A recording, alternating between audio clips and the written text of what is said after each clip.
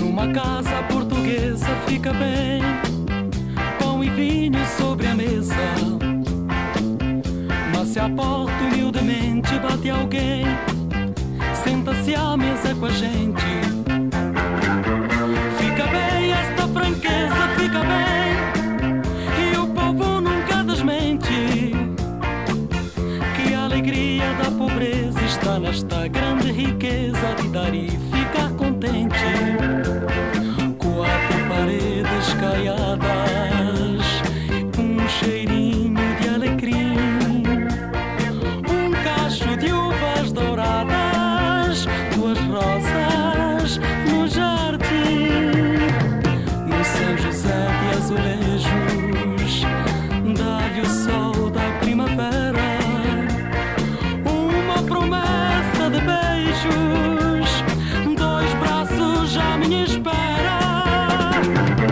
É uma casa portuguesa, com certeza, é com certeza uma casa portuguesa. É uma casa portuguesa, com certeza, é com certeza uma casa portuguesa.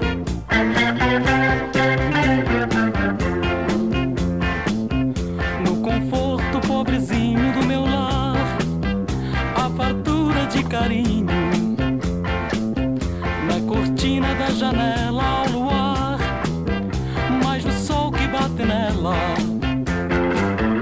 Fica bem esta franqueza, fica bem, e o povo nunca desmente que a alegria da pobreza está nesta grande riqueza de dar e ficar contente. Quatro paredes caiadas, um cheirinho de alecrim, um cacho de uvas douradas, duas rosas no jardim. No São José de azulejos, dá-lhe o sol da primavera, uma promessa de beijos, dois braços já me espera. É uma casa portuguesa, com certeza, é com certeza uma casa portuguesa. É uma casa portuguesa, com certeza, é com certeza uma casa portuguesa. É uma casa portuguesa, com certeza, é com certeza uma casa portuguesa. Numa casa portuguesa fica bem, pão e vinho sobre a mesa. Mas se à porta humildemente bate alguém, senta-se à mesa com a gente.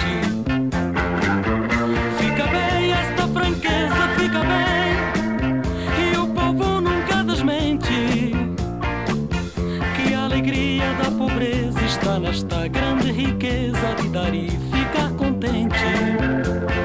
Quatro paredes caiadas, um cheirinho de alecrim, um cacho de uvas douradas, duas rosas no jardim.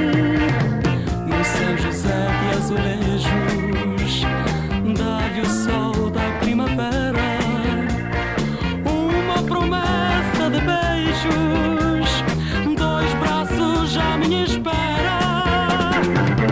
É uma casa portuguesa, com certeza, é com certeza uma casa portuguesa. É uma casa portuguesa, com certeza, é com certeza uma casa portuguesa.